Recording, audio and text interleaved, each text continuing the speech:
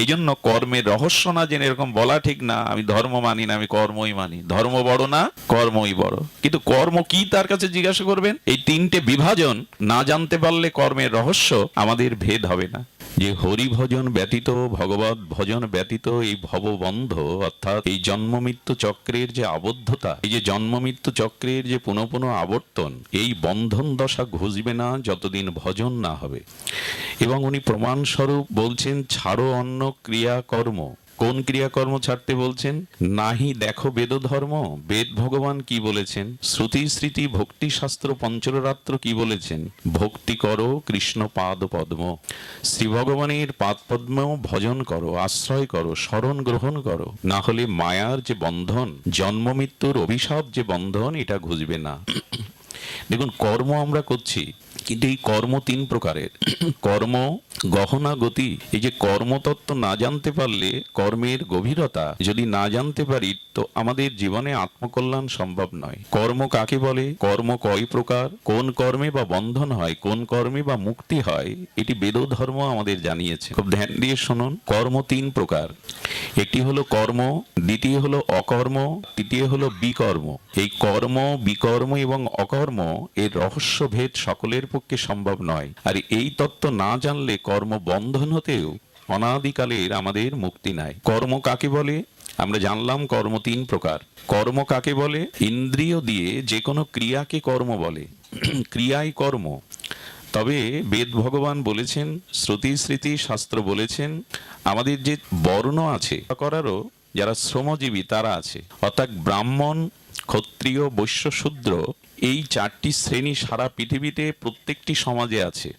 যারা রাজনীতি করেন, যারা বুদ্ধিজীবী শ্রেণী, এরা ব্রাহ্মণ। যারা দেশ রক্ষা করেন, সেনা নায়ক বা সেনা, তারা ক্ষত্রিয়। যারা ব্যবসা বাণিজ্য করেন তারা বৈশ্য, এবং যারা কৃষিকাজাদি করেন বা শ্রমিক আদি যারা আছে, এই যে চারটি শ্রেণী কিন্তু সবখানে আছে। এর একটা নাম দেওয়া হয়েছে ব্রাহ্মণ, ক্ষত্রিয়, বৈশ্য, শূদ্র। কিন্তু কেউ যেন না ভাবে যে কেউ উঁচু এবং কেউ নিচ। কারণ ব্রাহ্মণ যদি মাথা হয় আর শূদ্র যদি চরণ হয়, তো চরণ বাদে মাথা কি কাজে লাগবে? তো সকলে সকলের পরিপূরক। মাথা আছে, দুটো পা নাই, চরণ নাই, তো থেকে লাভ। তো এই জন্য এটি পরিপূরক। আর সমাজে এই চার শ্রেণী থাকবে, এ নিয়ে বিভাজনের কোনো বিষয় নেই। কর্ম কাকে বলে? কর্ম হলো এই চাতুর্বর্ণের মধ্যে যার যে বর্ণোচিত, স্বভাবোচিত কর্ম, তাকে বলে কর্ম। দান ধ্যান, যজন যাজন, দান পরিগ্রহ, এগুলি ব্রাহ্মণের কর্ম। দেশ রক্ষা, এগুলি ক্ষত্রিয়ের কর্ম। ব্যবসা বাণিজ্যাদি দেখা, এগুলো বৈশ্য কর্ম। অন্য তিন জাতির সেবাদি, শ্রম, এগুলো এইভাবে বিভাজন হয়েছে। তো যার যে কর্ম, সেই কর্ম শাস্ত্র অনুযায়ী, এই যে আপনার বর্ণোচিত ধর্ম বা বর্ণাচিত কর্ম পালন করাই হলো কর্ম। কর্ম আবার তিন চার প্রকার। একটা হলো নিত্যকর্ম। আপনার প্রতিদিন নিত্যকর্ম বলে কিছু আছে, যেমন দীক্ষা নিলে তাকে আহ্নিকটা করতে হবে, ব্রাহ্মণ হলে তাকে সন্ধ্যা গায়ত্রী বা গায়ত্রী মন্ত্র 3 বেলা উচ্চারণ করতে হবে। ওং ভূর্ভুবস্স তৎসবিত বরেণ্যং ভার্গো দেবস্য ধীমহি ধিয়ো ইয়ো ন প্রচোদয়াৎ। এই যে গায়ত্রী মন্ত্র ব্রাহ্মণদের, উপবিদধারী ব্রাহ্মণদের, এটি নিত্য, একে বলে নিত্যকর্ম। যারা দীক্ষা নিয়েছেন তারা গুরুমন্ত্র, আহ্নিকাদি, এটি তার নিত্যকর্ম। আর নৈমিত্তিক কর্ম কি? বছরে কিছু কিছু তিথি আসে, সেই তিথি অনুযায়ী আমাদের নৈমিত্তিক কর্ম আদি করতে হয়। তো এই যে নিত্যকর্ম, নৈমিত্তিক কর্ম, চতুর্বর্ণের মধ্যে স্বভাব অনুযায়ী যে কর্ম, এই কর্মকে বলে কর্ম। বিস্তারিত ব্যাখ্যায় না গিয়ে একটু সাংকেতিক সূত্র আকারে বলে যায়, নিত্য নৈমিত্তিক বর্ণ অনুসারে যে শাস্ত্র বিধিযুক্ত ক্রিয়া, তাকে বলে কর্ম। এই কর্মের ফল কি? বলে এই কর্মের ফলে ভক্তি হবে না। এই কর্মের ফলে আপনার কি হবে? ভৌতিক উন্নতি হবে। এই কর্ম করলে ভৌতিক উন্নতি, গাড়ি বাড়ি, অর্থবিত্ত, সমাজে পদ প্রতিষ্ঠা, এই বৈদিক বর্ণশ্রম অনুযায়ী যে কর্ম, তার দ্বারা ভৌতিক উন্নতি আর মৃত্যুর পরে স্বর্গ প্রাপ্তি, সুখ প্রাপ্তি। এর বাইরে আপনি এই কর্মের দ্বারা ভক্তি পাবেন না, এই জন্ম মৃত্যু বন্ধন হতে মুক্ত হতে পারবেন না। খুব ধ্যান দিয়ে শুনুন। এরপরে হচ্ছে বিকর্ম। আমরা কর্ম জানলাম, আর কর্মের ফল কি জানলাম না? কর্মের দ্বারা এই জড়জাগতিক ভৌতিক উন্নতি হতে পারে, আপনার অর্থান্নতি হতে পারে, সম্পদ বৃদ্ধি হতে পারে, ভৌতিক সুখ হতে পারে, মান সম্মান, পদমর্যাদার, মৃত্যুর পরে স্বর্গ সুখ। কিন্তু এর দ্বারা আপনি ভক্তি পাবেন না, কর্ম বন্ধন হতে মুক্তও হতে পারবেন না। একদল আছে ধর্মকর্ম বাদ দাও, কর্ম করো। কিন্তু কোন কর্ম? কর্ম কয় প্রকার? কোন কর্মের দ্বারাই বা ধর্ম সুরক্ষিত? এটা না জেনেই তারা বলিয়া ওড়ায়, আরে ধর্ম রাখো, কর্মই বড়, কর্ম করো। কিন্তু কর্মের ফলটা কি? কর্মের ফল এই দুটি। আচ্ছা, বিকর্ম কাকে বলে? বিকর্ম হলো কিছু মানুষ আছে যে আমি কারো অধীন নই, নিজের স্বভাব স্বেচ্ছাচারিতায় যা কিছু করব আমার মন যা বলে তাই করব। তোমাকে শাস্ত্র মেনে 4:30 উঠতে হবে, শাস্ত্র মেনে মালা জপ করতে হবে, ওসব তালে আমি নেই। আমার মন যা বলে আমি তাই করব। অর্থাৎ বৈদিক শাস্ত্রাদি আর আমাদের সনাতন শাস্ত্রাদি পরিত্যাগ করে খেয়াল খুশি মতো নিজের প্রবৃত্তি এবং কামনা বাসনা স্বেচ্ছাচারিতায় মানুষ শাস্ত্র লঙ্ঘন করে যে কর্ম করে সেই কর্মকে বলে বিকর্ম। এবং এই কর্মের পরিণতি পতন, স্খলন। এই কর্মের পরিণতি অনাদিকাল এই সংসারের জন্ম মৃত্যু জরাব্যাধি ভোগ করা। কারণ শাস্ত্র কার্যকার্য ব্যবস্থিতি দিয়েছেন, তো ভগবান বলছেন যারা শাস্ত্রের কার্য কোনটা অকার্য কোনটা, কর্তব্য কোনটা অকর্তব্য কোনটা, এটি শ্রীগুরু শাস্ত্রতে না জেনে স্বেচ্ছাচারী স্বভাব অনুযায়ী শাস্ত্র লঙ্ঘন করে জীবন। আর এখন প্রায়শ তাই হয়েছে, আমার মন যা চাইছে আমি তাই করব। তোমাকে বাধা দেওয়ার কে? শাস্ত্র আমার বাধা দেওয়ার কে? আমি স্বাধীন, আমার মন যা বলে আমি তাই করব। তো এই করতে গিয়ে কি হয়? গোবিন্দ বলছে ন সুখং না পরমাং গতিং। গীতায় ভগবান বলছে এরকম স্বেচ্ছাচারী স্বভাবে কার্যাকার্য ব্যবস্থিতি শাস্ত্রকে ত্যাগ করে যারা স্বেচ্ছাচারী প্রবৃত্তি অনুযায়ী চলে, ইহ জগতে তাদের সুখ নাই আর পরকালে তো গতিই নাই। এই জন্য কোনো একটা বিধিবদ্ধ নিয়মে আপনাকে চলতে হবে। স্বেচ্ছাচারী চললে তার জীবন ইহকালেও যেমন সুখ নাই, মানুষ ছুটছে তো সুখের জন্য। কোথায় সুখ? এত অর্থ, সুন্দরী রমণী, এত পদ প্রতিষ্ঠা, সুখ বা কোথায়? সবকিছু করছে নিজের সুখের জন্য, অথচ সে শান্তি পাচ্ছে না, মানসিক রোগগ্রস্ত হয়ে যাচ্ছে। যা চেয়েছিলাম জীবনে তা পাইনি। এই যে অপ্রাপ্তি, এই যে অপ্রসন্নতা, এই যে চিত্তের অপ্রসন্নতা, এই যে মানসিক বিকার, এর একটাই কারণ মানুষ কার্য এবং অকার্য, বিধি এবং নিষেধ না মেনে শাস্ত্র অনুশাসনে যদি না মানে স্বেচ্ছাচারী ভাবে চলে, তবে এই বিকর্মের দ্বারা তার পতন হয়। রাবণের কম শক্তি ছিল? উনি বেদের ভাষ্য রচনা করেছেন। রাবণের পূজা নিতে স্বয়ং শঙ্কর লঙ্কায় যেতেন। বেদের ভাষ্য রচনা করা যা তা বিষয়। এবং রাবণের মতো তপস্যাকে করেছেন পুলস্ত্য ঋষির বংশধর বিশ্বশ্রবা মুনি, দেবতাদেরও ত্রাস বিশ্বশ্রবা মুনির পুত্র এবং পুলস্ত্য ঋষির বংশধর। এত বেদ ও জ্ঞান, এত কঠোর তপসাধনা, তবু পতন হলো কেন? না জগৎজননী সীতাকে ভোগের দৃষ্টিতে দেখলো, রঘুপতি রামচন্দ্রকে মানুষ ছাড়া ভগবান বলে মানলই না। এত বেদের জ্ঞান, বেদের ভাষ্য যিনি রচনা করলেন তিনি ভগবানকেই উপেক্ষা করলেন, শাস্ত্রবাণীকে উপেক্ষা করলেন। রাবণ পতন ঠেকাতে পারেনি। আরে রাম বনবাসী আর রাবণ সোনার লঙ্কায় সুপরিবেষ্টিত। রামচন্দ্রের পেছনে আছে বানরগণ সেনা, আর রাবণের কাছে কারা আছে? 1 লক্ষ তার পুত্র, 1.25 লক্ষ নাতি। কোথায়? তার মধ্যে আছে কুম্ভকর্ণ, মেঘনাদ, এরা এক একজন বলিয়ান। কিন্তু পতন হয়ে গেল, কারণ রাবণের সাথে শাস্ত্র ছিল না, ধর্ম ছিল না, কর্তব্য কর্ম ছিল না। রাবণ অকর্তব্যেই চলে গেল। দুর্যোধনের পতনও তাই। শ্রীকৃষ্ণ তাকে বললেন পঞ্চ পাণ্ডবরা তোমার কি হয়? বললো আমার ভাই। তো ভাইদেরকে 5টা গ্রাম দাও, মাথা গুজেবার ঠাই দাও। বলেন বিনা যুদ্ধে সুসাগ্র মেদিনীও দেবে না। কাকে বলছেন? ভগবান কৃষ্ণকে। ভগবান বুঝলেন যুদ্ধ ছাড়া আঙুলে যদি গ্যাংগ্রিন হয় তখন আঙুলটা কাটতেই হয়, না পুরো শরীর নষ্ট হয়ে যায়। ভগবান তখন আসন্ন যুদ্ধ দেখে অনেক সন্ধির প্রস্তাব দিলেন, অনেক ধর্মের উপদেশ দিলেন। কিন্তু মহামানী দুর্যোধন, অহংকারী দুর্যোধন বলে বসলেন জানামি বে ধর্ম কর্মে ন চ প্রবৃত্তি। জানি ধর্ম কোনটা, কিন্তু আমার করার ইচ্ছা প্রবৃত্তি নাই। অধর্ম আমি জানি, কিন্তু ত্যাগ করার ইচ্ছাই আমার নাই। তো এই স্বেচ্ছাচারী ভাবে যারা চলে, দুর্যোধনের মতো, রাবণের মতো, কংসের মতো, এদের সংসারে পতন হয়। বলে ইচ্ছা মতো চলো না। জীবনের একটা কর্তব্য অকর্তব্য বিধি শাস্ত্র দিয়ে গেছেন, ঋষিরা দিয়ে গেছেন। তারা অব্যর্থ মনসার দ্বারা, তাদের ভজন উপলব্ধির দ্বারা, অপরোক্ষ জ্ঞানের দ্বারা এই শাস্ত্র দিয়ে। শাস্ত্র কোনো মানুষের লেখা সংবিধান নয়, শাস্ত্র কোনো মানুষের লেখা অদৃষ্টি সম্পন্ন, অদূরদৃষ্টি সম্পন্ন কোনো ভুল সিদ্ধান্ত নয়। নিরপেক্ষ অবাস্মৃতি শাস্ত্রের প্রতিটি বাণী আপনাকে শাসন করতে পারে। শাস্ত্র শব্দের অর্থ হলো যা আমাদের শাসন করতে পারে। আপনি যদি বলেন আমি শাস্ত্র মানবো না, শাস্ত্র আমাকে শাসন করুক দেখি, এই গ্রন্থ গীতা ভাগবত আমাকে কি করে শাসন করবে? বলে একবার শাস্ত্র অমান্য করে দেখুন শাস্ত্র আপনাকে শাসন করতে পারে কিনা। শাস্ত্র না মেনে দেখুন আপনার জীবনের পরিণতি কি হয়। সারা বিশ্বের এত অর্থনৈতিক উন্নতি হচ্ছে, এত শিক্ষা বাড়ছে, এত ডিগ্রি বাড়ছে, কিন্তু মানুষ আজ মানুষ নেই, পশুত্ব বরণ করেছে। সারা পৃথিবীতে অগ্নি দাহ যন্ত্রণা জ্বলছে। এর একটাই কারণ কি? মানুষ শাস্ত্রকেই লঙ্ঘন করে স্বেচ্ছাচারীময় চলছে। এই জন্য বিকর্ম যারা করে তাদের পতন অবশ্যম্ভাবী। বাকি রইল আরেকটি। কর্ম কয় প্রকার? 3 প্রকার। আমরা 2টি বললাম, কর্ম, বিকর্ম, আরেকটি হচ্ছে অকর্ম।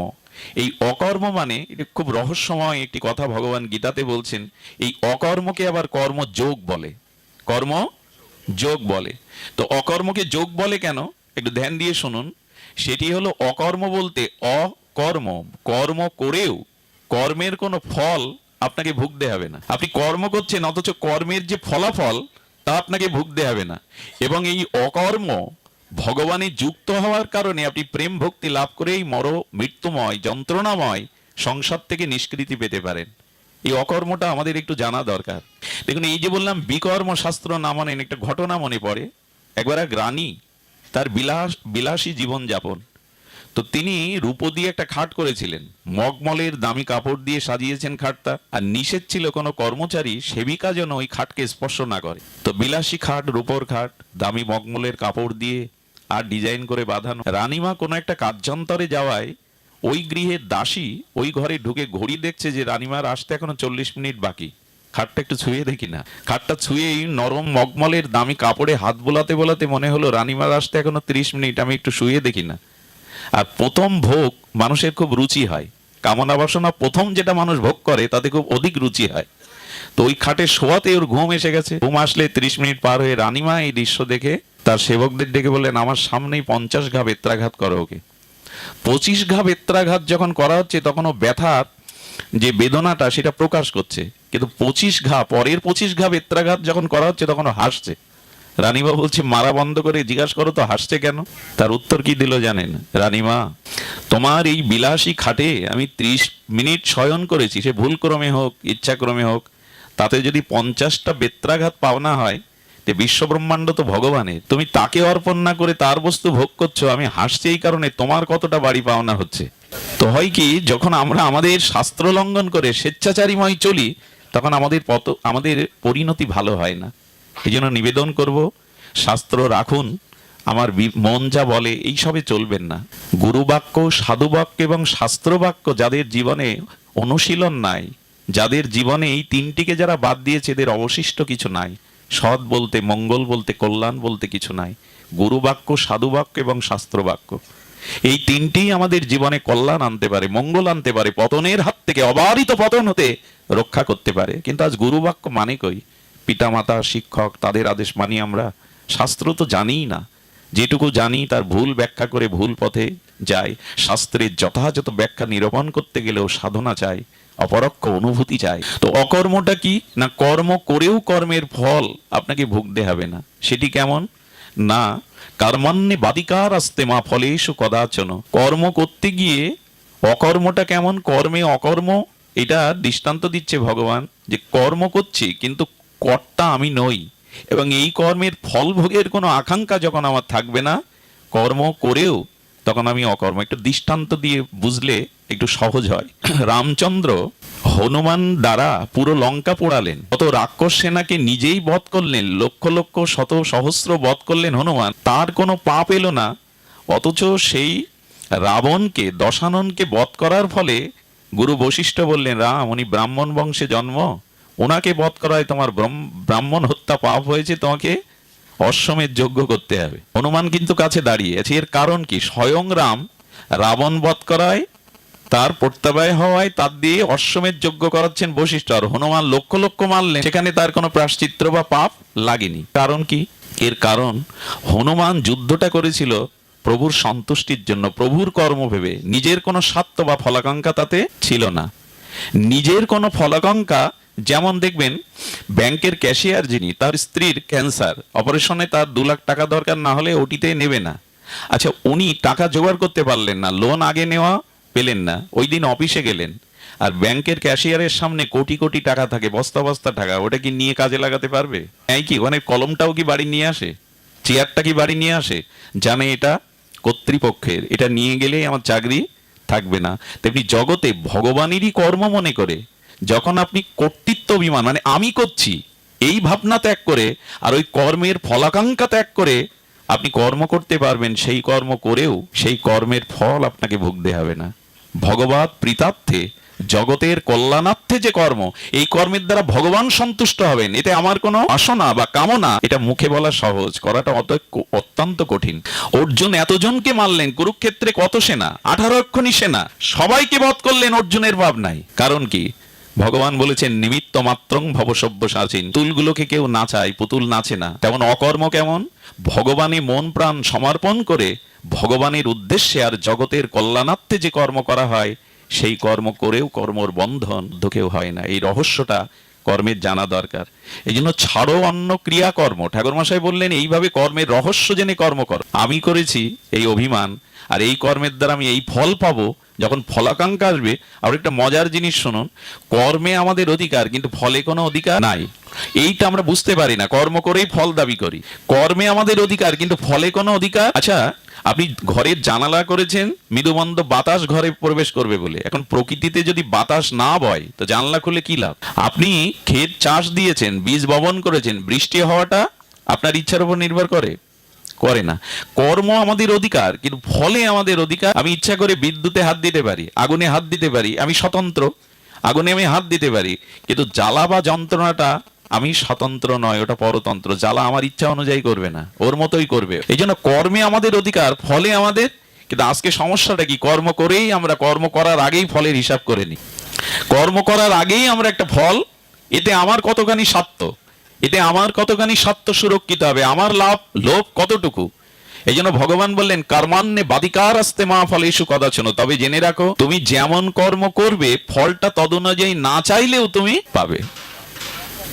কর্ম যে অনুযায়ী করছো তুমি, চাওয়া লাগবে না, তদ অনুযায়ী ফল ভগবানের উপরে সমর্পণ করে। এই জন্য বলছেন অকর্ম মানে কর্মযোগ, ভগবানের যুক্ত হয়ে কর্ম করা। অর্জুন গোবিন্দকে বললেন করিষ্যে বচনাং তব, হে গোবিন্দ নষ্ট মহস্মৃতিলব্ধা, তোমার এই চিন্ময় দিব্য লোকত্রিয় বাণী শ্রবণ করে আমার মোহ দূর হয়েছে, এখন আমি সম্পূর্ণ তোমাতে সমর্পিত হয়ে করিষ্যে বচনাং তব, তুমি যেটা বলবে সেটাই আমার জীবনের কর্ম।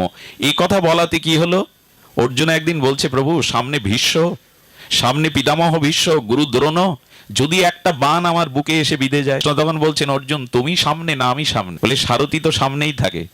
বললেন জেনে রাখো যেহেতু তুমি আমাকে সমর্পণ করেছো, যেহেতু জেনে রাখো ভীষ্মের পিতামহের দ্রোণাচার্যের বান যদি আসে তবে আমি বুক পেতে দেব, তোমার বুকে বিদ্ধে দেব না, কারণ আমাকে তুমি সমর্পণ করেছো, দায়িত্ব আমার। অর্জুন তখন, গোবিন্দ তখন দুটো হাত অর্জুনের জড়িয়ে ধরে বলেছিলেন আমি প্রতিজ্ঞা করলাম তোমার আগে আমি জগৎ থেকে অপ্রকাট হব, বিদায় নেব, আমার আগে তোমাকে যেতে দেব না। একথা কৃষ্ণ রেখেছিলেন। তৃতীয় পাণ্ডব অর্জুনের আগেই ভগবান এই পৃথিবী থেকে অপ্রকাট হয়েছিলেন, এ কথা তিনি রেখেছিলেন। এই জন্য তার উপরে সমর্পণ করে ফলের আকাঙ্ক্ষা না করে যদি আপনি কর্ম করতে পারেন লোকের মঙ্গল এই হেতু নিয়ে, কর্ম আপনাকে বাঁধবে না। এই কর্মের দ্বারা আপনি ভক্তি লাভ করে ভগবত। এই জন্য কর্মের রহস্য না জেনে এরকম বলা ঠিক না আমি ধর্ম মানি না, আমি কর্মই মানি। ধর্ম বড়, কর্মই বড়, কিন্তু কর্ম কি তার কাছে জিজ্ঞাসা করবে। এই তিনটে বিভাজন না জানতে পারলে কর্মের রহস্য আমাদের ভেদ হবে না। আমি একটু তাত্ত্বিক কর্মযোগ নিয়ে বললাম। আমাদের প্রতিটা কর্ম যেন গোবিন্দ বলে দিয়েছেন, ভগবান বলে দিয়েছেন যৎ করোষি যদন্নাসি যজ্জহৌষি দদাসি যৎ তপস্যৌষি কন্তেয় তৎকরুষ মদার্পণ। তুমি যা কিছু আহার করো, যজ্ঞ করো, তপস্যা করো, যে কোনো কর্ম করো আমাতে অর্পণ করে করো। যদি আমাতে অর্পণ করে কর্ম করতে পারো সেই কর্ম তোমার বন্ধনের কারণ হবে না, মুক্তির কারণ হবে। আমি আপনাদের একটু বলি এই বন্ধন আর মুক্তি কোথায়, হাতে পায়ে নয়। এই যে জীবের বারবার বন্ধন দশা আর মুক্তি দশা, এটা নির্ভর করে কিসের উপরে? খুব লক্ষ্য করে শুনুন, চোখ কান নাক মুখ হাত পা দেহ নয়, আসলে আমাদের বন্ধন এবং মুক্তির একমাত্র কারণ আমাদের মন। বেদ ভগবান বলেছেন যে বন্ধ মুক্তইব, একমাত্র কারণ হলো মন। এই একটু ধ্যান দিয়ে আপনাদের শুনতে হবে। শীতের রাত, অনেক রাত ও গভীর হচ্ছে। খুব সংক্ষিপ্ত রূপে যদি সারাৎসার আমরা বলি তবে এইটুকু বলবো, মনই বন্ধন এবং মুক্তির কারণ, অন্য কিছু না। এই চোখ কান নাক মুখ যা দেখছেন এগুলো দোষী না, দোষী হলো মন। আমি বহুবার চর্চিত এই প্রসঙ্গটি আমি আগেও বলেছি, আপনার দেহ এখানে থাকলে আপনি এখানে নেই যদি মন এখানে না থাকে। অর্থাৎ আপনার মন যেখানে আপনি সেখানে, আপনার দেহ যেখানে আপনি সেখানে নাই। একবার পরম পুরুষ রামকৃষ্ণ ঠাকুরের কাছে এক বিধবা মা গিয়ে বললেন, বাবা আমি ব্রজে গিয়ে বৃন্দাবনে গিয়ে ভজন করতে চাই। ঠাকুর তার দূরদৃষ্টি দিয়ে বুঝলেন আর বললেন তোর সংসারে কে আছে রে মা? বলে একমাত্র ছেলে। তখন বললে এক কাজ কর মা, বৃন্দাবনে গেলে তোর ভজন হবে না, ব্রজে গেলে তোর এই ছেলের কথাই সবসময় স্মরণ হবে। এখন ব্রজে বসে যদি সন্তানের কথাই ভাবতে থাক, ব্রজবাস না হয়ে সংসার বাস হবে। এক কাজ কর, বাড়ি ফিরে যা, বাড়ি বসে বসে বৃন্দাবনের চিন্তা কর, লীলা চিন্তা কর, তাহলে বাড়ির মধ্যেই তুই বৃন্দাবন বাড়ি বসে পাবি। এই কথার অর্থ হলো আপনার মন যেখানে আপনি সেখানে, দেহ যেখানে সেখানে আপনি নাই। এখানে আপনার দেহ এসছে মানে আপনি আসেননি যদি আপনার মন এখানে না হয়। এই জন্য মনেই বন্ধন এবং মনেই মুক্তি। আর ভগবানের রহস্য কি জানেন? ভগবান আপনার বাইরের ক্রিয়া দেখে না, ভগবানের লক্ষ্য হলো আপনার মনের দিকে, যে আপনার মন কি চাইছে, আপনার উদ্দেশ্যটা কি। ভগবান কিন্তু আপনার এই যে আমি ব্যাসপীঠে বসেছি, এটা ভগবান দেখবেন না। অর্থাৎ ভগবান ক্রিয়া দেখেন না, ভগবান ভাব দেখেন। আপনি কি ক্রিয়া করছেন, এই ক্রিয়াটা ভগবান দেখে না, দেখে কোন ভাবের দ্বারা আপনি এই ক্রিয়া করছেন, কোন ভাবের দ্বারা ক্রিয়া করছেন। আচ্ছা, এখানে একটা হরি মন্দির বানাবেন, তো যারা মজুরি খাটা জন এসে 8টা থেকে 2টো বা 4টে পর্যন্ত কাজ করছে, মজুরি খাচ্ছে, তারা কাজ করছে, আর আপনাদের মতো দুজন সহৃদয় সাধু এসে বলল, যেহেতু ভগবানের মন্দির, আমরা একটু এখানে বিনা পারিশ্রমিকে একটু শ্রম, আচ্ছা কাজ তো একই, মাটি তোলা, ইট তো, যারা দিনমজুর খাটার জন্য, অর্থের জন্য করছে, আর যে সহৃদয় ব্যক্তি এসে ভগবানের মন্দিরের কারণে শ্রম দিচ্ছে নিঃশুল্ক, মানে কোনো অর্থ নেবে না, দুজনের কাজ এক হলে উদ্দেশ্য এক কি উদ্দেশ্য? কেন? কাজ তো একই, সেই ঝুড়ি, সেই ইট, সেই বালি বওয়া। বলে এখানে ভগবান ভাব দেখছে, যে একজন অর্থের বিনিময়ে কাজটা করছে, আর একজন ভগবানের মন্দির তৈরি হবে সেবা ভাব নিয়ে কাজটি করছে।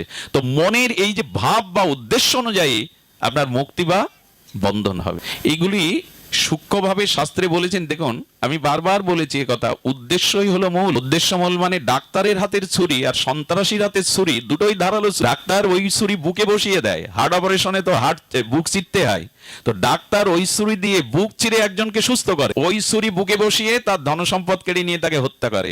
বস্তু একই, উদ্দেশ্য অনুযায়ী দুটো ফল। আচ্ছা, সন্ত্রাসী ছুরি দিয়ে মারলো, তাকে ধরতে পারলে ফাঁসি বা জেল হবে।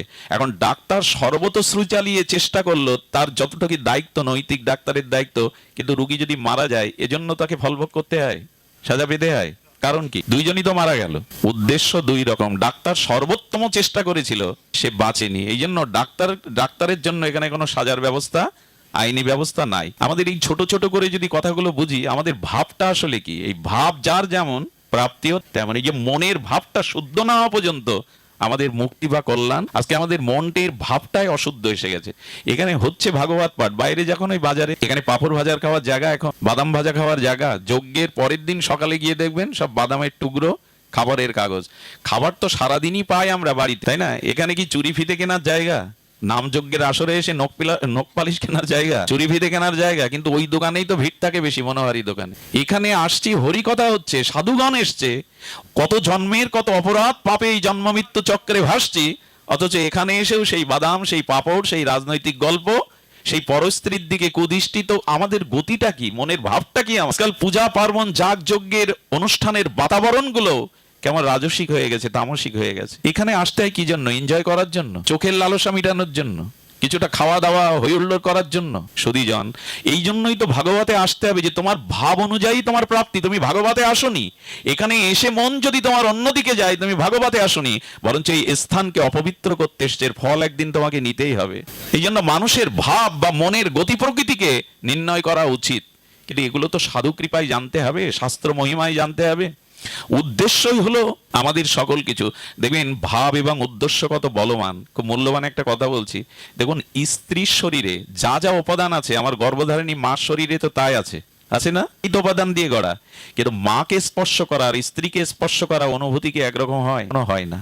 এর কারণ কি? মনের গতি প্রকৃতি। হ্যাঁ, প্রিয়াকে চুম্বন করা, নিজের কন্যাকে চুম্বন করা, চুম্বন সামনে তো একই, চুম্বন তো একই, দুটোর ক্রিয়া কি? পান সামনে দুটোই সমান, মদ্যপান আর দুগ্ধপান। একটা বড় থালায় 2 গ্লাসে দুটোই তরল, পানযোগ্য। একটা মদ, একটা দুধ, দুটোর ক্রিয়া কি সমান? তার মানে আপনি কোন ভাব নিয়ে, কোন মন নিয়ে, কোন উদ্দেশ্য নিয়ে কর্ম করছেন, এর উপরে নির্ভর করবে আপনার কল্যাণ আর অকল্যাণ। পান সামনে তো দুটোই সমান, দুগ্ধপান আর মদ্যপান, দুজনই পান করছে, কিন্তু দুগ্ধপানের ক্রিয়া আর মদ্যপানের ক্রিয়া এক হয়? পিতা চুম্বন আর কান্তা চুম্বন এক হয়? নিজের শিশু কন্যাকে আদর করা, আমার স্ত্রীর শরীরে যা যা উপাদান, মায়ের শরীরে সেই একই উপাদান, কিন্তু দুজনের প্রতি দুটো ভাব। এটা হলো মনের ভাবের উদ্দেশ্য। এই জন্য ঠাকুর বলতেন, যার যেমন ভাবনা তার তেমনি লাভ। ভাবটাকে শুদ্ধ করো। ভগবান তোমার বাইরের গতি প্রকৃতি দেখবে না, ভগবানের দৃষ্টি তোমার মনের দিকে, মনের ভাবনার দিকে। এই ভাবটা শুদ্ধ করতে গেলে আমাদের প্রয়োজন ভাগবত শ্রবণ, হরিনামাদি শাস্ত্র অনুযায়ী আমাদের জীবন গঠন করা। আজ হয়েছে কি, অনুষ্ঠান হচ্ছে, হরিকথা হচ্ছে, নামযজ্ঞ হচ্ছে, কিন্তু ভাবের পরিবর্তনটা রাত 8টার সময়, তখন এলাহাবাদে ত্রিবেণী সঙ্গমে কুম্ভের স্নান হচ্ছে। 3 জন যুবক বলছে, এই নৌকা তো বাধায় আছে, চল তো আমরা নৌকা ছেড়ে দেই, হাল বইটা আছে, আমরা একটু এলাহাবাদে গিয়ে স্নান করে আসি কুম্ভে। এখন ওরা আবেগে নৌকায় উঠেছে, কেউ হাল, কেউ ডাক টানতে বইছে। ভোরের আলো যখন ফুটবে একজন বলছে এই তো এলাহাবাদে এসে গেছি, পরের একজন বলছে এলাহাবাদের ঘাটটা মথুরার ঘাটের মতো দেখাচ্ছে কেন, ওটা কি এখানে এসে বসালো ইঞ্জিনিয়াররা? সে একজন বলছে ভুল বকছেন কেন আপনারা, এটা মথুরার ঘাট, অথচ কাল রাত 8টা থেকে এই পর্যন্ত হাল দাঁড় বাইলাম, তো মথুরার ঘাট কেন? বলে বেয়েছেন বটে, নোঙর তোলেননি, গ্রাফি তোলেননি। গ্রাফি বেঁধে রেখে শিকড়ে যদি হাল বান দাঁড় বান যাবে কোথায়? নৌ। তো আমরা এত কিছু করছি, অথচ আমাদের মনের ভাবের পরিবর্তন। এই দুর্গা পূজাতে দেখি এখন আমাদের সনাতনী হিন্দু ছেলেমেয়েরা গাড়ি করে বক্সে গান বাজাতে বাজাতে প্রতিমা দেখতে যায়। ভালো, ওরা অল্প বয়স, ওরা তো একটু উচ্ছ্বাস প্রবণ হবে, কিন্তু এই যে গান বাজাতে বাজাতে ঠান্ডা খেতে খেতে যায়, প্রতিমা দেখাটা কি? প্রতিমা শব্দের অর্থ দেখুন, ইয়া দেবী সর্বভূতে মাতৃরূপেণ সংস্থিতা, নমস্তস্যয় নমস্তস্যয় নমস্তস্যয় নমো নমঃ। শাস্ত্র বলছেন প্রতিটি নারীর মধ্যে আমি মাতৃশক্তি রূপে প্রতিমা শব্দটা 4 বার বলুন, প্রতি মা, প্রতি মা, তার মানে কি দাঁড়াচ্ছে? প্রতি মার মধ্যে ওই আদ্যাশক্তি মায়ের অংশ, রাধারানীর অংশ লোকা। যে দৃষ্টিতে মা দুর্গাকে দেখছি প্যান্ডেলে, পূজা প্যান্ডেলে, যদি ওই চোখে অন্য স্ত্রীকে না দেখি, প্রতিমা দেখা হয়নি, পাপ জোগাড় করেছে না। প্রতিমা মানে প্রতিমা, ইয়া দেবী সর্বভূতে মাতৃরূপেণ সংস্থিতা, আমি প্রতিটি নারীর মধ্যে ওই আদ্যাশক্তির অংশ স্বরূপে বিরাজিত আছি। তো পূজা প্যান্ডেলে গিয়ে দুর্গাকে যে দৃষ্টিতে দেখছি, যদি অন্য রমণীকে সেই দৃষ্টিতে না দেখি, আপনি প্রতিমা দেখেন, আপনি আপনার কামনাকে জাগিয়েছেন। তো এগুলো আমাদের ছেলেদের কে বোঝাবে যে প্রতিমা দেখাটা? আরো একটা জিনিস শুনুন, দুর্গাকে যারা গিয়ে প্রণাম করে, দুর্গা তাদের প্রণাম নেবে। কালী মা, জগদ্ধাত্রী মা, মনসা মা, যে মাকেই প্রণাম করেন আপনার প্রণাম নেবে না যদি গর্ভধারিণীকে আপনি নিত্য প্রণাম না করেন। মা বলছেন 10 মাস যিনি গর্ভযাতনা সহ্য করলো, বুকের রক্ত দুধ করে যে তোকে প্রতিপালন করলো, সেই মাকে প্রণাম নেই, অথচ মন্দিরে গিয়ে মাকে বলছেন তাদের জন্য আমার দুয়ার বন্ধ থাকলো। যারা গর্ভধারিণীকে প্রণাম না করে দেবী প্রণাম করতে ছুটে যায় মন্দিরে, তাদের জন্য আমার দুয়ার, আশীর্বাদের দুয়ার বন্ধ থাকে। এই চেতনাগুলো ভাগবত না জানলে, শাস্ত্র জ্ঞান এদের না দিতে পারলে, সব থেকে সমস্যা হয়েছে সনাতন হিন্দু ধর্মে বৈদিক শিক্ষা ব্যবস্থা নেই, ধর্মীয় কোনো শিক্ষা ব্যবস্থা। ক্লাসে যেটা আছে ওটা অষ্টম সাবজেক্ট, পড়লেও হয়, আর বাড়িতে পিতামাতায় আহ্নিক করে না, শাস্ত্র অধ্যয়ন করে না, তো সন্তানরা কি শিখবে? না শিখতে শিখতে সবগুলো ঝড়ের মতো, টর্নেডো হয় না মাঝে মাঝে 2-5 মিনিট ঝড় বয়ে যায়, আর তাতে এর চাল ওর গাছ ওর খেতে, একটা টর্নেডো মানে কি? বৈদ্যুতিক ঝড়, সব ওলট পালট হয়ে যায়। তার শাস্ত্র না জেনে, ভাগবত সাধুসঙ্গ না করে আমাদের বর্তমান প্রজন্মের সবকিছুই ওলট পালট হতে শুরু করেছে। পূজা মানেই তামসিকতা, এইগুলো আমরা তৈরি করে দিচ্ছি, কারণ তাদের সেই জ্ঞান দিতে পারিনি। এ দোষ তাদের নয়, ছোটবেলা থেকে ধর্মীয় অনুশাসন নাই। ভাগবতেও বা কটা মানুষ, ভাগবত বা কটা মানুষ মন দিয়ে শোনে? প্রগতিশীল ভক্তির চিন্তা করেন, জীবন পরিবর্তনের চিন্তা করেন, কিছুটা এগিয়ে যাওয়ার জন্য চিন্তা করেন, তারাই হয়তো ভাগবতের 2টো কথা মন দিয়ে শোনে।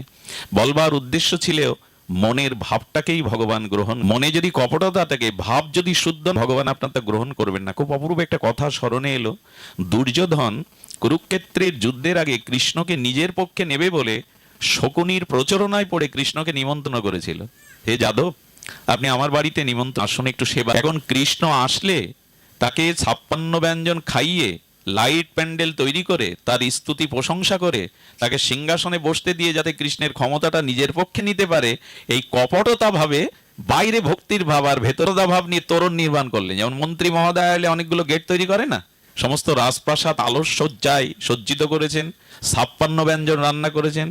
যাদব কৃষ্ণ বসবে বলে সিংহাসনটাও সুন্দর করে পরিপাটি করে সাজিয়েছেন। কৃষ্ণ রথ থেকে নাবার সাথে সাথে শিখিয়ে দিয়েছে ফুল ছড়াবে আর বাসুদেবায় নমঃ, কৃষ্ণায় নমঃ, যাদবায় নমঃ বলে স্তুতি করবে। যেই এই পয়সাওয়ালা লোকগুলো আর পুরোহিতগুলো বলতে শুরু করেছে কৃষ্ণ কানে আঙুল দিয়েছে, সংকেত দিচ্ছে জগৎ। সংকেত হলো এই, যাদের মনে আমার প্রতি শ্রদ্ধা নেই, ভাব নেই, যারা ভেতরে এক বাইরে এক কপট, এই কপট ব্যক্তির হরিনাম পর্যন্ত আমি কানে, যারা কপট করে অর্থাৎ উদ্দেশ্য মহৎ নয়, ভাব মহৎ নয়, তাদের নাম আমি শুনি না। কানে আঙুল দিলেন। এরপরে কৃষ্ণ দাঁড়িয়ে, দুর্যোধন বলছে আপনার জন্য সিংহাসন সুরক্ষিত, বসুন আপনি কৃপা করে যাদব। খুব মার্মিক এই কথাগুলো। কৃষ্ণ বললেন আমি সিংহাসনের উপরে কাঁটা দেখতে পাচ্ছি দুর্যোধন, কাঁটার উপরে একটা মানুষ বসে কি করে? নরম মগমল দিয়ে সাজিয়ে রেখেছেন। অর্থাৎ বলতে চাইলেন যার হৃদয়ে অহংকার আছে, তার বস্তুর মধ্যে অহংকারের কাঁটা মিশানো আছে, ওখানে বসা যায় না।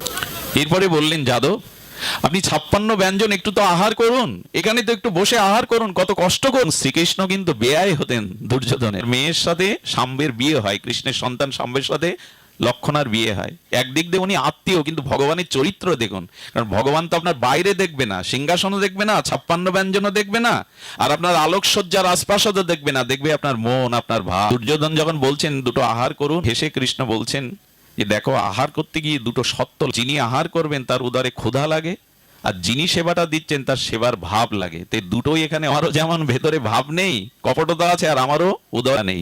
সেই ভগবান পাশে কুড়ে ঘরে বিদুরের বাড়ি গিয়ে 20 বার বলেছে, বিদুরানী খুব ক্ষুধা পেয়েছে, কিছু খেতে দাও না। বিদুরানী একটা কলার কাঁদি থেকে 1 ছড়া কলা পাকা কেটে এনে ভাবা বেশি, কৃষ্ণ আমার বাড়ি, ভগবান আমার বাড়িতে, এই ভেবে সে কলা ফেলে দিয়ে খোসাই খাওয়ালেন, তাই খাচ্ছেন তিনি। বিদুরের বাড়িতেই রাত কাটালেন ভগবান। কি উদ্দেশ্য? চিত্তে ভাব ছিল, দুর্যোধনের চিত্তে দুর্ভাব ছিল।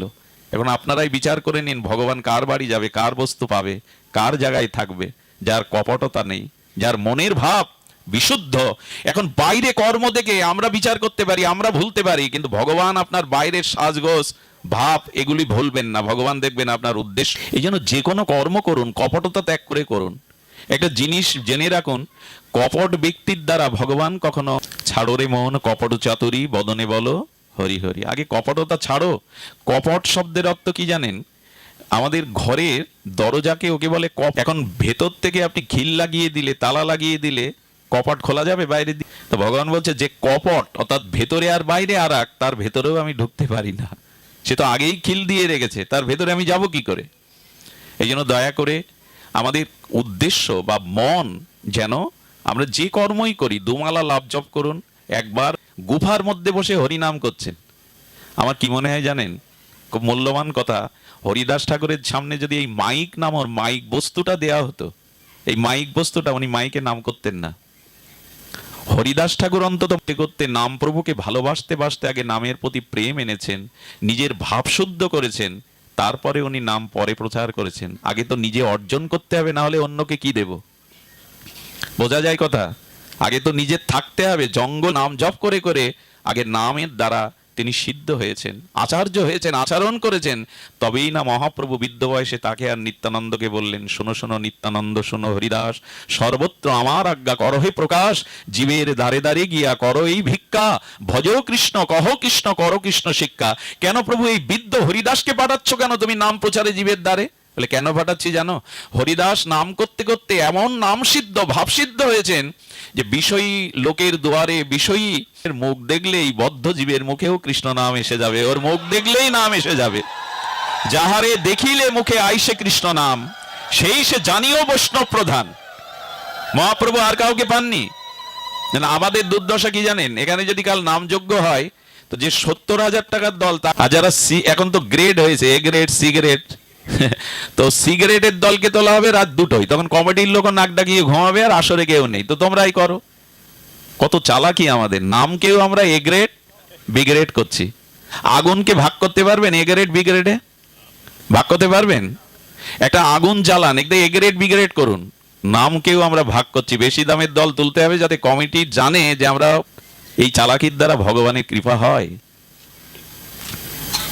এই জন্য ভাব শুদ্ধ করুন। আসরে মাইক না হলে আমি গাইতে পারবো না, তার মানে নাম কাকে শোনাতে উঠছেন আপনি? নামীকে শোনানোর উদ্দেশ্যেই নাম করুন। যেখানে রাধা মাধব তত্র তিষ্ঠামি নারদ, লোকের মনোরঞ্জনের জন্য হরিনাম হরিকথা না। এই আসরে ভালো করে বলতে পারলে আমার সুনাম হবে, আমার প্রতিষ্ঠা, যশ ছড়িয়ে পড়বে, এই উদ্দেশ্য থাকলে তাকে আসরে উঠে নাম না জন্য, যশ খ্যাতির জন্য ভগবানের নাম নয়, ভগবানকে প্রসন্ন করার জন্য নাম। যথা তরুমূল নিষেচন, বৃক্ষের গোড়াতে জল দিলে শাখা পোশাকায় দেওয়া লাগে, আলাদা করে আর ফুল ফলে দেওয়া লাগে? যথা তরুমূলং নিষেচনন, যদি তরুর মূলে জল দাও শাখা পোশাকা পাবে। যে কর্ম ভগবানের উদ্দেশ্য করা হয়, ভগবানের আনন্দ দানের জন্য করা হয়, তাতে জগৎ সন্তুষ্ট হয়ে যায়। দেখবেন ভাগবত সকল জীবের মঙ্গলার্থে এই হরিনাম যোগ লেখা হয় কিনা? যারা লিখেছে এটা জিজ্ঞেস করবেন তো, যে এইখানে নাম হচ্ছে আর জগৎ জীবের কল্যাণ হবে কি করে, সব জীবের কল্যাণ হবে কি করে? বলো, যজ্ঞ যদি যথাযথ রূপে হয়, শাস্ত্র ভাব প্রেমের সহিত হয়, হরিতে সমর্পণ করে হয়, তবে বৃক্ষের গোড়ায় জল দিলে যেমন সমস্ত শাখা পোশাকা পল্লবিত হয়, ফুল ফলে ভরে যায় হয়, তবে ভগবান সন্তুষ্ট হলে জগৎ সন্তুষ্ট হয়ে যাবে, জগৎ কৃপা পেয়ে যাবে। এই জন্য ভগবানের আনন্দ দেওয়ার জন্য যজ্ঞ, ভগবান আনন্দ পেলে তবে এই আনন্দটা আমাদের কাছে ফিরে। ব্যক্তি যেদিন ভালো মুডে থাকে, শান্তিতে থাকে, ভালো মনে থাকে, বাড়ির অন্য সদস্যদের মন ভালো থাকে কিনা? সেদিন খাওয়া দাওয়া একটু আনন্দ, গান বাজনায়। কিন্তু বাড়ির মূল মালিকের যদি কোনো ব্যাধি বা অশান্তি থাকে মনে, বাড়ির অন্য সদস্যদের কি হয়? মন ভালো থাকে? তার আনন্দ ফুর্তি করতে পারে? তো যজ্ঞের উদ্দেশ্য হলো, যজ্ঞে যদি করতে পারেন তখনই জগৎ জীবের কল্যাণ হবে। যেমন আপনি অভুক্ত, আপনি 5 দিন জল অন্ন পাননি, আপনি চোখ তুলে চাইতে পারছেন না, চরণ চলছে না, আপনার হস্ত বাহু উঠছে না। এখন অন্নের থালা 5 দিন পরে আপনার সামনে এলো, তা হাত উঠছে না বলে কি অন্ন হাতে দেবেন? চোখ দেখতে পাকস্থলিতে গেলে তখন সমস্ত ইন্দ্রিয় আবার বলবান হয়। তেমনি ভগবান সন্তুষ্ট হলে এই যজ্ঞ সকলেই সন্তুষ্ট হবে, সকলের ভিতরে কৃপা লেবে আসবে। ভগবানকে সন্তুষ্ট না করে আমরা যদি আমাদের সন্তুষ্টির জন্য ইচ্ছা মতো করি, তাতে কল্যাণ। শাস্ত্র মুৎসৃজ্য কাম ও কারতা, কামনা বাসনা স্বেচ্ছাচারী ভাবে কিছু করতে যেও না, শাস্ত্রের নির্দেশনায় কর্ম করো। গুরুদেব কেন লাগবে, সাধু কেন লাগবে? তারাই নির্দেশ দিবেন, তারাই শাস্ত্র জানাবেন এইভাবে করতে। আমার বলবার ভাবনাটাই আমাদের জীবনে আমাদের কল্যাণ বয়ে আনবে। তাই আসুন আমরা মন শুদ্ধ আর ভাব শুদ্ধের দিকে দৃষ্টি দেই, ক্রিয়ার দিকে নয়। ক্রিয়া যেমনই হোক, মনের ভাব শুদ্ধতা থাকুক। মনে আছে আপনাদের? হ্যাঁ, লীলাটি বড় মার্মিক লীলা। রুই দাসের কথা নাম করতেন, সাধুদের জুতো সেলাই করে পালিশ করে টাকা নিতেন না, ওইটাই মনে করতেন সাধুদের প্রতি আমার প্রণাম বা শ্রদ্ধা। আর যেটুকু হতো ওই চারানা পেলে 2 আনা গঙ্গা দেবীর পূজায় লাগাতেন, সেবায় দিতেন সাধুদের কাছে। আর যা থাকতো 1 মুঠো সিদ্ধ করে রামপ্রভুকে, ভগবানকে ভোগ লাগিয়ে স্বামী স্ত্রী পেতেন। অতিথি এলে আবার 1 মুঠো তাকে দিতেন। এইভাবে জুতো সেলাই করে ভগবানের নাম। ভগবান ওর ওই দুর্দশা দেখে, চালে খড় নাই, রোদ বৃষ্টি পড়ে, রামচন্দ্র স্বয়ং একদিন তিনি মানুষের রূপ ধরে এসে জুতা সেলাই করতে এসেছেন রুইদাসের কাছে। খুব মন দিয়ে শুনুন। রুইদাস আছেন, আপনি সাধুজন, আপনি ভক্তজন, আমার একটি নিয়ম আছে, আমি এই অর্থ সাধুদের কাছে নেই না। রামচন্দ্র তখন ভগবান বলে, দেখো আমি একটু তীর্থভ্রমণে বেরিয়েছি, আমার কাছে মূল্যবান একটা জিনিস আছে, এটা তুমি রাখো। ভগবান ওর অভাব দূর করবার জন্য কি এনেছেন জানেন? পরশ পাথর। তো বলে এইটা তুমি রেখে দাও। ওইটা নিয়ে যখন ওই যে জুতো সেলাই করার একরকম লোহার আছে না, কি যেন বলে ওকে, ওইটাই যেই লেগেছে একটা অংশে সোনা হয়ে গেছে। বলে সর্বনাশ, এটা তো পরশ পাথর, এটা কেন আমাকে দিচ্ছেন? বলে এটা আপনি রাখুন। বলে আমি এটা রাখবো না, আপনি কে ভালো করে পরিচয় দিন। এই সোনা দেখিয়ে আমার উপাসনা কেড়ে নিতে আসছেন, পরীক্ষা করতে আসছেন? দেখে বললেন এগুলো আমি রাখবো না। বললাম তো পরে আমি নিয়ে যাব। ভগবান ভাবলেন 6 মাস যদি ওর কাছে রাখি, অভাব অনটনে কখনো হয়তো একটু সোনা পেয়ে যাবে। কি করেছিলেন জানেন? চালের পাতায় গুজে রেখেছিলেন, ওদিকে তার স্মরণে ছিল না। প্রভু 6 মাস পরে এসে দেখছেন সেই কুড়ে ঘর, সেই জল রোদ ঝড়ে সেই জুতো। ভগবানের দেখে মনে হলো পরশপত রেখে দিলেও যারা চালে গুজে রাখে, অথচ লোভ যায়নি, ভজন, দরিদ্রতা, বৈষ্ণব সেবাই তার লক্ষ্য। এসে বলছেন কি, তুমি সেই পরশপতর কি করেছো? বলো ও আপনিই তো সেই। আরে ওটা চালে গুজে রেখেছে, আপনি নেন তো। যখন ওটা ভগবানের হাতে ফিরিয়ে দিচ্ছে, ভগবান যেতে যেতে বললেন, এবার আমাকে জিততে দেবে না? শুধু কি তুমিই জিতবে, আমাকে জিততে দেবে না?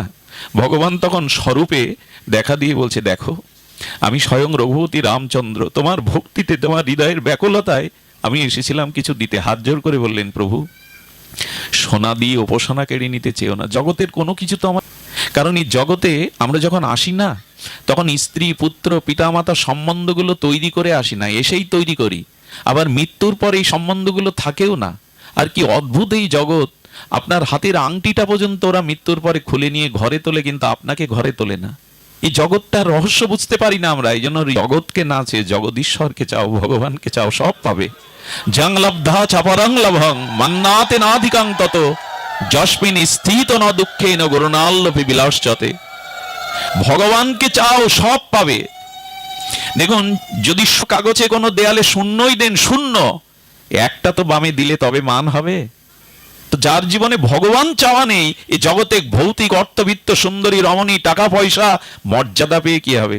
আজকের যে রাজ সিংহাসনে বসেছে, কালকে তাকে কারাগারে পচে মরতে হয়। এই সংসারটা তো এমনই। তাই আমাদের রূপ সনাতন কখনো জগতের কোনো বস্তু চাইনি। তার বিশেষ কৃপা না হলে সাধুগুরুর বুঝতে পারি না। ভগবান তখন বললেন, একবার আমাকে জিততে দাও, কাল থেকে তোমার বিগ্রহের চরণের কাছে 4টে করে স্বর্ণ মুদ্রা আমি দিয়ে দেব। এটা কেন জানো? তোমার গৃহে বৈষ্ণব সেবা হয়, ভক্ত সেবা হয়, এ দিয়ে তুমি ভক্ত ভগবানের সেবা করো। হাত জোড় করে রুইদাস বলছে, এসেছো প্রভু ভালো কথা, চরণ দর্শন করিয়েছো, এটা তোমার করুণা কৃপা, কিন্তু খবরদার স্বর্ণ মুদ্রা যদি আমার ঘরে দাও আমি কিন্তু তোমাকেও ঘরে রাখবো না। অর্থ সামর্থ্য বৃত্ত বৈভব এলে আমি তোমাকে ভুলে যাব, এগুলো দিও না। পরের দিন সকালে ভগবান দেওয়াতে ওইগুলো ছুড়ে দিয়েছিলেন গঙ্গায়। গোবিন্দ রামচন্দ্র ভগবান কৃপা করে অনুরোধ করেছিল, দুটো অন্তত রাখো, বৈষ্ণব সেবায় লাগবে। ভগবানের কথা রাখতে গিয়ে ওই দুটো করেই যা পেতেন বৈষ্ণব সেবায় দিয়ে দিতেন। ভাবটাকে পক্ষ থেকে প্রতিদিন গঙ্গা পূজা করতে যেতেন বিবিধ রাস উপাচার নিয়ে। ওনার পায়ের খড়মটা একটু সমস্যা হয়েছে, রুইদাসের কাছে আসছে, ওনার হাতের পরশ পেয়ে বলছে, তোমার হাত এত কমল, আর দিব্য নাম হচ্ছে তোর। জ্যোতি দেখে পণ্ডিত ব্যক্তি তো বুঝতে পেরেছে রুইদাসকে, বলে তোমার নাম অনেক শুনেছি, তুমি সেই রুইদাস, ধন্য তুমি। পণ্ডিত যখন তাকে টাকাদের কাছে আমি কোনো অর্ঘ্য নেই না, ওর দেখে ভালো লাগলো। তো বলে, আপনি কোথায় যাচ্ছেন পণ্ডিত প্রভাত? বললেন, আমি প্রতিদিন গঙ্গার ঘাটে যাই, আর গঙ্গাতে রাজার উদ্দেশ্যে রাজ উপচার নিয়ে আমি গঙ্গা পূজা করতে যাই। রুইদাসকে তখন বলছে, তুমি যাবে? কি বলেছিল জানেন? বলেছিল, দেখুন আমি গঙ্গায় যাই না। বলে, কেন যাও না? কাশিতে বাস করো, কাশীর গঙ্গায় যাও না, ওখানে অনেক সাধু বৈষ্ণব মহাত্মারা স্নানে আসে, আমি তো মুচি, আমি তো নিচ জাতি, আমি তো অভজন, আমার মুখ দেখলে যদি ওদের ভজনে বিঘ্ন হয়, ওদের যাত্রা ভঙ্গ হয়, তাই জানো তো একটা কাজ করতে পারেন, আমি একটা কলা রেখেছিলাম মা গঙ্গার, একটু মা গঙ্গাকে দিয়েন। মনে মনে পণ্ডিত হাসছে, মা গঙ্গাকে কলা দিতে বলছে। আরে রাজা এত রাজ উপচার নিয়ে প্রতিদিন পূজা করে, কলা দিতে বলছে, কলার কথা তার মনেই নাই। রাজার উপচারে গঙ্গা আরাধনা পূজা করে বলছেন, ও সেই কলাটা তো দিয়েছিল গঙ্গাকে দেওয়ার জন্য, যেই কলাটা ছুঁড়ে মারতে গেছে অশ্রদ্ধায়, কি বলবো আপনাদের, এটা তো সত্যের ঘটনা না, ত্রেতা যুগেরও না, দাপরেরও না। তার ডান হাত বাড়িয়ে দিয়েছে, ফেলে দিও না পুরোহিত, আমার হাতে দাও। দেখুন, পুরোহিতের কোনো বস্তু মা আজ পর্যন্ত নেয়নি, কিন্তু ওর হৃদয়ে তো ভক্তি, ওর হৃদয়ে তো শ্রদ্ধা, মা হাত বাড়িয়ে দিয়েছে। পণ্ডিত বিস্ময় প্রকাশ করে বললেন, কে এই রুইদাস? আরে যার কলা নিতে দেখার অধিকারী পণ্ডিত না, এই জন্য মা তার কোমল দিব্য হস্তটা বাড়িয়ে দিয়েছে। কলাটা নিয়ে বালাটা খুলে দিয়ে বলছেন, এটা আমার রুইদাসকে দিও, বলো আমি পাঠিয়েছি তার কাছে। ভক্তি কি জিনিস দেখেন, করে জুতো সেলায়, অথচ তার কলাটা কদলিটা নেওয়ার জন্য মা গঙ্গা হাত বাড়িয়ে দিয়েছে। পুরোহিতের লোভ এসে গেল, এটা নাই দিলাম কি করে জানবে রুইদাস, নিজের কাছে রেখে দিল। রুইদাসকে কাছে যায়, তাকে প্রশংসা করে, কিন্তু এই ঘটনা সে চেপে গেছে। সুধীবৃন্দ, এক সময় ওর অভাব দেখা দেয়, পুরোহিতের অভাব দেখা দিলে ওই বালাটা সাগরার কাছে বেচতে গিয়ে সাগরা ওটা হাত দেওয়া। জগতের কোনো কারিগরের দ্বারা তৈরি করা এই বালাই, স্বর্গের সোনার আমাদের পৃথিবী সোনার মধ্যে পার্থক্য আছে। স্বর্গের সোনাতে খাদ নাই, তাকে হেম বলে, আর আমাদের এই জগতের সোনাকে সুবর্ণ বলে। তো এই আমাদের জগতের সোনাতে খাদ আছে, দেবদেবী হেম বলে তাকে। এটা দেখে বলছেন, আরে তুমি সেই যেখানের বলো এটা কিনবে? বলে হ্যাঁ। বলে, আমার যা আছে তা কি এই পুঁজিতে কোলাবে? 5,000 টাকা তৎকালীন সময়ে, চিন্তা করতে পারেন, সব দিয়ে দিয়েছে, কিন্তু ওই বালা দরকার। ওই বালা নিয়ে 5,000 টাকা দিয়ে দিয়েছে। 5,000 টাকা দেওয়ার পরে ওই কাশীর নগর পিতা, যিনি আমরা যেটাকে মেয়র বলি, তার স্ত্রী বালা তৈরি করতে যখন ওখানে গেছে, 5,000 টাকা দিয়ে কেনা, উনি 20 দিতে চাইছেন, 20,000 বের করে দেওয়ার সাথে সাথে চমকে গেছে। যে মায়ের গঙ্গার হাতের বালা সাধারণত হয় না। এই নগর পিতার স্ত্রী বিলাসী ছিলেন, ধনী ছিলেন, ওইটা কিনে নিয়ে গেছে। আর মায়েদের একটা স্বভাব হলো, ভালো কিছু অলংকার হলে অন্য কেউ দেখাবার একটা প্রবণতা তার মনে চলে আসে। ওনার সাথে আবার ওই রানীর একটা সখ্যতা ছিল, রানীর সাথে ওনার একটা সখ্যতা ছিল। রানীর বাড়ি গিয়ে যখন এই বালা রানী দেখেছে, আরে দেখার সাথে সাথে চমকিত হয়ে বললেন, এই বালা কোথায় পেয়েছো তুমি? বলে, অমুক সাগরার কাছে। রানীমা ওই সাগরাকে ডেকে পাঠালেন রাজপ্রাসাদে, এই বালা তুমি কোথায়? পক্ষে সম্ভব না রানীমা, এটা দিব্য বানা। বলে, কোথায় পেয়েছিলে বলো? যখন বললেন পুরোহিতের কাছে, রাজাকে ডেকে বললেন, পুরোহিতকে ডাকুন তো, এই বালা সে কোথায় পেয়েছে। পুরোহিতকে বলছেন, আরেকটি বালা যদি তুমি যার কাছ থেকে করেছো বা কিনেছো না দিতে পারো, আমি তোমার প্রাণদণ্ড দেব, আর গোপন দিতে হবে। রুইদাসের চরণে এসে পড়েছে, আমার বড় অন্যায় হয়ে গেছে, আমার বড় অন্যায় হয়ে গেছে, ক্ষমা করো আমায়, কিন্তু এখন আমার প্রাণ বাঁচাও, আমার প্রাণ বাঁচাও, কারণ আরেকটি বালা না হলে রাজা আমাকেই মৃত্যুদণ্ড দিয়ে দেবে। সাধুর আপনি কাঁদবেন না, আপনার ব্যথা দূর করার আমি চেষ্টা করছি। উনি ওই যে চামড়া ভেজায় না, এই চামড়া ভেজানো যেটা থাকে, ওতে স্তব করছেন মাকে। স্তব করতে করতে কি বলবো, গল্প শোনাতে বসিনি আপনাদের, মা আর একটা হাত বাড়িয়ে দিল তার মধ্যে। মন যদি হয় চাঙ্গা, কঠোরিতে গঙ্গা, এরকম একটা প্রবাদ আছে, ওর মধ্যেই গঙ্গা। আরে এই রোহিদাসের বাড়ি অর্জুন নিমন্ত্রণ করতে পারে? স্নান করতে গিয়ে চামড়া সরিয়ে দেখে মকর বাহিনী গঙ্গায় ওখানে বসে। মা, তুমি এই চামড়া ভেজানো? বলে, একবারও বলো না, রোহিদাসের মালা নেওয়ার জন্য প্রতিদিন আমি অপেক্ষা করি এখানে বসে। ভগবান তো ভক্তির কাছে বস। অহং ভক্ত পরাধীন, আমি সরাট বিভূত ভক্তের কাছে, আমি ভক্তের অধীন, আর কারো অধীন নই। রোহিদাসের এই তত্ত্ব জেনে ওই রাজা দীক্ষা নিয়েছিলেন রোহিদাসের কাছ থেকে। এই রাজা এসে বললেন, গুরুদেব, শুনেছি চরণামৃত পেলে জীবন ধন্য হয়, কৃপা হয়, আপনি আমাকে একটু চরণামৃত দিন। উনি তখন ধ্যানে ছিলেন, জুতো সেলাই করছেন আর ধ্যানের মধ্যে ভগবানকে স্মরণ করছে। ওই ধ্যানস্থ মনে গোবিন্দের চরণ বিধৌত চরণামৃত মনে করে ওই যত হোক রাজা তো তার সংস্কারে বাঁধে না। রাজা তখন কি করলেন জানেন? ওই চামড়া ভেজানো জল পান করবেন কি, উনি কোডের পকেটের মধ্যে, এটা আবার ফেলে দিয়ে কোডের কোনাতে না দাগ হয়েছে, রাজার কোটে দাগ থাকলে মানায়। উনি ধোবাকে ডেকে বললেন, এটা যেভাবে হোক কেচে পরিষ্কার করে দাও। কি বলবো, ভক্তির মহিমা, ভাবের মহিমা দেখুন। রোহিদাস বসে আছে কোথায়, ওইটা কাঁচা কোনোটা সাবান দিয়ে আর একটু জল দিয়ে ভিজিয়ে দাঁত দিয়ে চুষে তুলতে গেছে দাগটা। যেই চোষণ করতে গেছে, ওই চরণামৃতের এমন মহিমা, ওর মধ্যেই ভাগবত ভাবের বিকার ঘটে গেছে, অষ্টসাত্ত্বিক বিকার। কখনো কাঁদে, কখনো এই ভাব দেখে বললো মানে উন্মাদ হয়ে গেছে, পাগল হয়ে গেছে। কখনো কাঁদে, কখনো হাসে, কখনো গড়াগড়ি যায়, কখনো বাদ গেল। রাজার কাছে গিয়ে বললো, আমি লেখাপড়া জানি না, আমি সাধন ভজনও কিছু জানি না, কিন্তু আপনার কোডের কোনায় দাগে এমন কি আছে বলতে পারেন? কিসের দাগ? ওটা চোষণ করতে গিয়ে সেখান থেকে আমার এই ভাব দেখা দিয়েছে। রাজার বুঝতে আর বাকি রইল না। পরে গিয়ে আর একদিন চেয়েছিলেন গুরুদেব। রোহিদাস বলেছিল, ওই চরণামৃত জীবনে দ্বিতীয়বার আর তুমি পাবে না। এই যে ভাবটাই হলো মূল। উনি মনে করেছেন চামড়া ভেজানো, আরে জল। আমি বলতে চেয়েছিলাম আপনার মনের ভাব অনুযায়ী ভগবান আপনাকে কৃপা করবেন। এই জন্য বাইরের দেখাবার কিছু নেই, বাইরের ক্রিয়াতে ভগবানকে ভোলানো যাবে না, তা বলি। আর এই ভাবটা আসবে সরলতা দ্বারা। কিসের দ্বারা? এই জন্য বললেন, ভক্তি করো কৃষ্ণ পাদ পদ্মে, ছাড়ো অন্য ক্রিয়াকর্ম, নাহি দেখো বেদ ধর্ম। দেখো, নিয়মের থেকে আর নিয়মের থেকে ভগবান, কি বলবো আপনাদের, এই ভাবের কথা শুনলে অবাক হয়ে যেতে হয়, যদি এর অধিকারী আমরা না, তবু শুনুন। মনে আছে বামা খেপার কথা? তারাপীঠে বাবা খামা বড় হয়েছে, কিন্তু মা তারাকে সে বড় মা বলে ডাকে। এই জন্য মাঝে মাঝে উনি তো আত্মভোলা মন্দিরেই একদিন প্রস্তাব করে দিয়েছেন, মার মন্দিরেই বের করে দিয়েছে। উদ্মাদ পাগল মার মন্দিরে যে প্রস্তাব করে তাকে দিয়ে তারাপীঠের পূজা। 3 দিন বামা পড়েছিল, ও মা, মারে আমি তো তোকে বড় মা মনে করি, মায়ের কোলে সন্তান বুঝি প্রস্তাব করে না, তাতে মা বুঝি অপরাধ নেয়? 3 দিন না খেয়ে পড়েছিস 3 দিন। বলে, মা তোমার ভোগ রাখতে হচ্ছে প্রতিদিন। বলেন, আমার বাবা যে 3 দিন খায়নি, আমার বাবা না খেলে তো আমি খাবো না। বললেন, মা ও তোমার মন্দিরেই প্রস্তাব করে দিয়েছে, এটা শাস্ত্রবিধি নয়। তারা মা সেদিন বলেছিল, মায়ের কোলে সন্তান প্রস্রাব করলে মা আগে বামার ভোগ হবে, তারপরে মায়ের ভোগ হয়। এখনো তারাপীঠে ওই নিয়ম, আগে বামার ভোগ হবে, ওই ভোগটা মাকে নিবেদন করা হয়।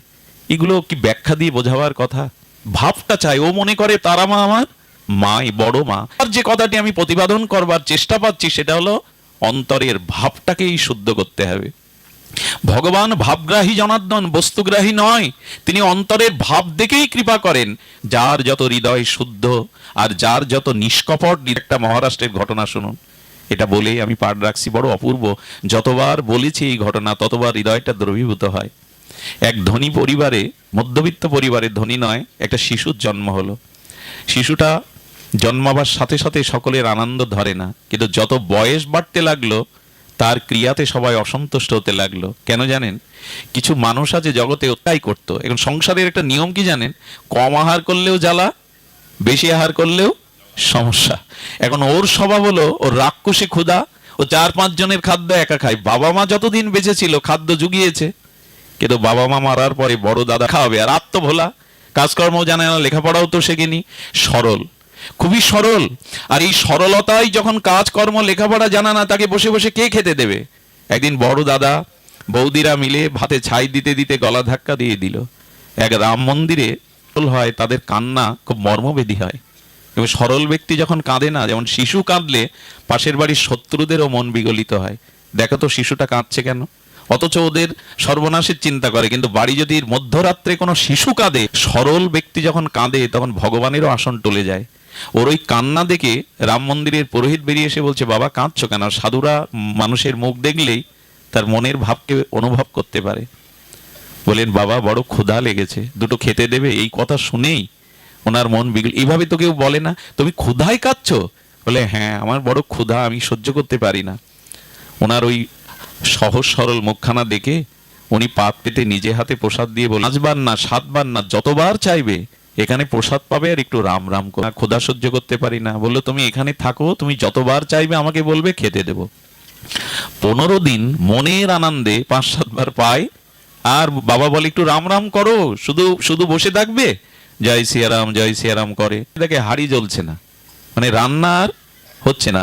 দৌড়ে গিয়ে বলছে, বাবা ক্ষুধায় কাতর, আমি ক্ষুধা সহ্য করতে পারি না, আজকে রান্নাঘরে হাড়ি জ্বলছে না কেন? বলে, পাগল, আজ তো একাদশী, একাদশীতে এই মন্দিরে সবাই নিরম্ব উপবাস করে, হাড়ি জ্বলে না সারাদিন, না খেলে আমি মরেই যাব বাবা, আমাকে দয়া করে আপনি না খেতে দিলে আমি কিন্তু আপনার সামনে মরেই যাব।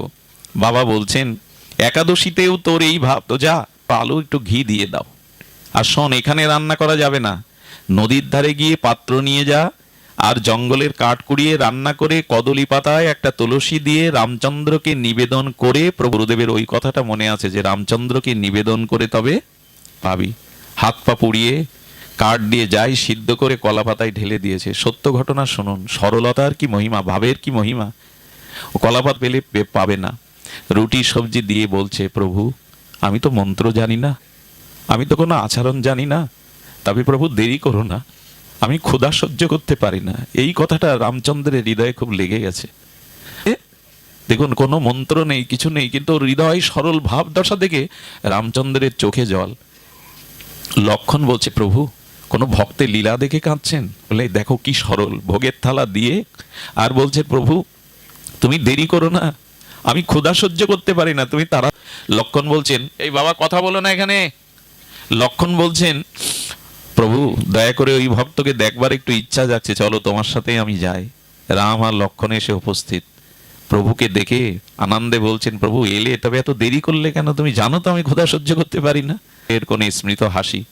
হ্যাঁ, হঠাৎ লক্ষণের দিকে তাকিয়ে ওর মুখ আবার বেজার কালো হয়ে গেছে। লক্ষণ বুঝতে পেরেছে। লক্ষণ বলছে, আমাকে দেখে সন্তুষ্ট হওনি তুমি? আমি প্রভুর ভ্রাতা দাস লক্ষণ। বলেন, প্রভুর দিকে তাকিয়ে বলছে, প্রভু গুরুদেব বলেছিল ভগবান একজন, এখন দেখছি 2 জন, আমার বুকে দিয়ে পাশে এখন দেখছি ভগবান 2 জন, অবিকল তোমার মতো দেখতে। লক্ষণেরও হাসি পেয়েছে। বলে, প্রভু তোমার এমন ভক্ত আছে জগতে, এইটাই ভালোবাসে ভগবান। রাম বললেন, কম পড়বে না, তুমি আমার হাতে তুলসী পাতাটা দাও, তুমি পেয়ে নাও, তোমার পাওয়া আমি দাঁড়িয়ে দেখছি। এই জগতেরই ঘটে যাওয়া এই ঘটনাগুলো জানান দেয় ভাবগ্রাহী। প্রভুকে প্রণাম করে বলছে, প্রভু বলছে, এবার আসি। বলে, শোনো প্রভু, আগামী একাদশীতে যেন খুব দেরি করো না, ডাকলেই আসবে, তুমি তো জানো আমি ক্ষুধা সহ্য করতে পারি না। প্রভু আর এক পা যেতে যেতে বলছে, প্রভু আর একটা কথা, আচ্ছা আগামী দিন কজন আসবে একটু বলে যাও না। প্রভুর হাসি পাচ্ছে।